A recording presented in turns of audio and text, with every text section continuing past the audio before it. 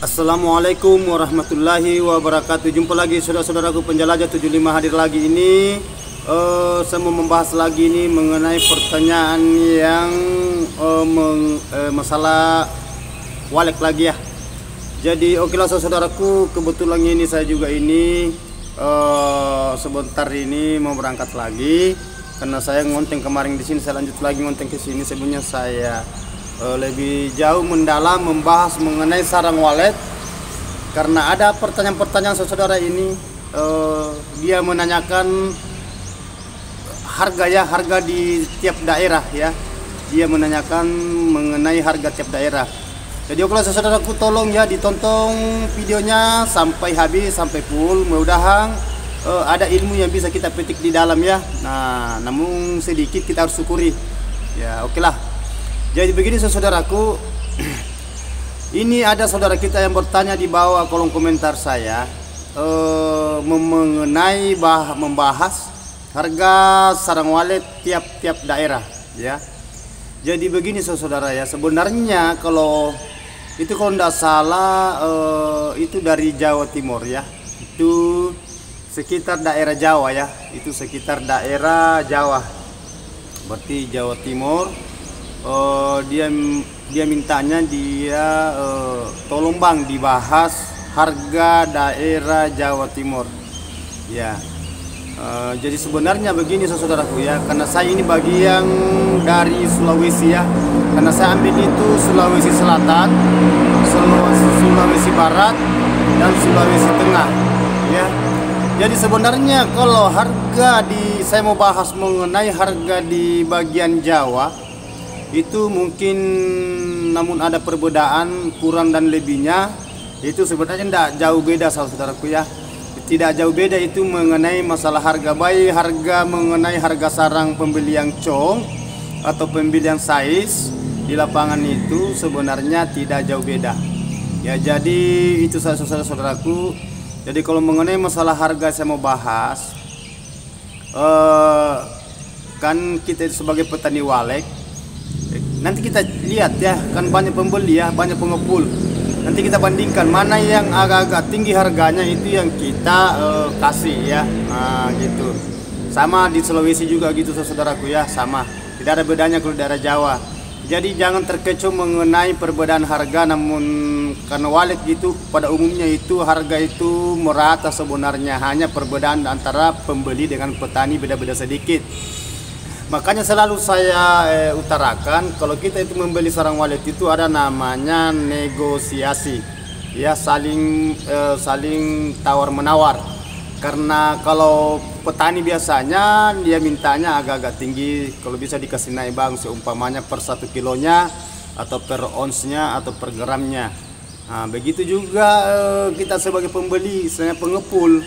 Nah, kita biasa juga minta agak murah sedikit. Nah, itu makanya selalu saya bilang yang dimaksud itu bahasa nego, bahasa persetujuan antara pembeli sarang dengan yang punya sarang walet, petani walet maksud saya ya. Ya, jadi itu saudaraku tolong dipahami sedikit ya, karena itu kalau masalah harga sebenarnya di tiap-tiap daerah, baik Sulawesi Selatan, Sulawesi Barat, Sulawesi Tengah, Sulawesi Utara, Kalimantan, Jawa dan di sekitarnya lah se-Indonesia. Itu sebenarnya tidak terlalu jauh beda ya. Karena sarang itu kan barang ekspor ya. Itu barang ekspor, barang yang dikelola di luar negeri. Ya, kalau pembersihannya itu biasa dibersihkan di bagian Sulawesi, daerah Jawa itu kan istilahnya kita cabut itu kotorannya, bersihkan kotorannya, bulu-bulunya. Nanti kalau pengelolaannya, penghancurannya itu nanti di bagian luar negeri ya. Ya, biasa dikelola jadi minuman, jadi nutrisi makanan, jadi campuran bahan kosmetik, itu ya saudaraku ya, obat-obatan. Karena banyak ya saudaraku ya gitu yang mengenai pertanyaan-pertanyaan saudara-saudara kita di lapangan. Tolong dijelaskan bang, itu perbedaan harga di daerah Jawa Timur ya. Jadi itu saja saudaraku, kalau perbedaan harga itu tidak jauh beda ya, tidak jauh beda. Nah, hanya biasa dari persetujuan yang punya sarang dengan yang pembeli sarang ya. Jadi itu saudaraku ya, tolong ya Jadi saya bahas lagi ini mengenai bangunan. Saya melangkah lagi ke bangunan. Diusahakan saya pesankan saudaraku yang punya bangunan walek itu tolong dibersihkan bagian dalam RBW-nya. Ya, sekali lagi ya saya ulangi, yang punya bangunan sarang burung walet tolong dibersihkan bagian dalam RBW-nya.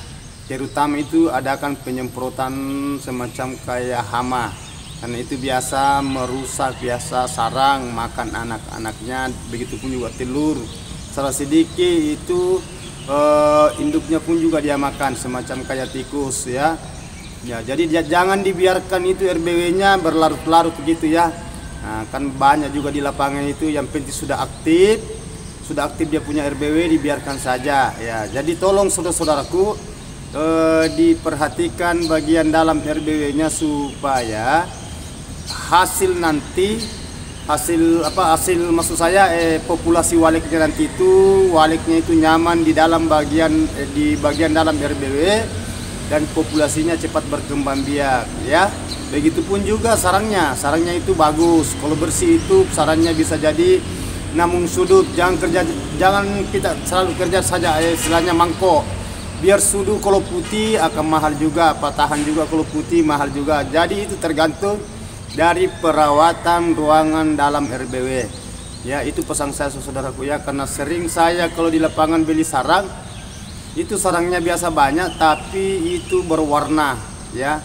Kalau bulu itu wajar-wajar saja, kalau bulu kan itu bulunya yang banyak melengket itu kan musim. Ya, musim. Tapi kalau sarangnya itu berwarna semacam kayak kuning, kehijau-hijauan, itu tergantung dari cara perawatan RBW ya.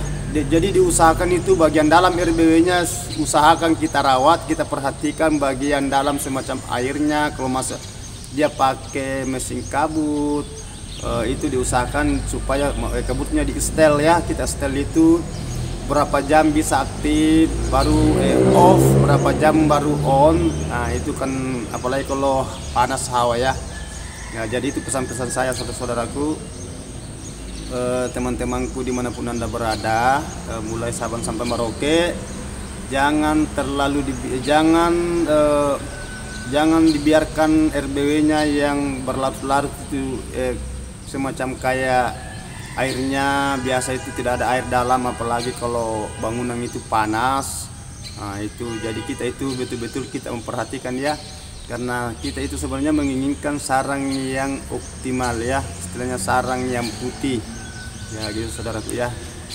Jadi okelah saudaraku, itulah tadi pembahasan yang saya bahas mengenai harga di daerah Jawa dengan harga di daerah saya semacam Sulawesi. Sebenarnya tidak jauh beda ya, tidak jauh beda. Nah, gitu saudaraku ya. Nah, dan itu juga tadi saya kasih saran sama teman-teman, apalagi yang bagi pemula, tolong diperhatikan RBW-nya.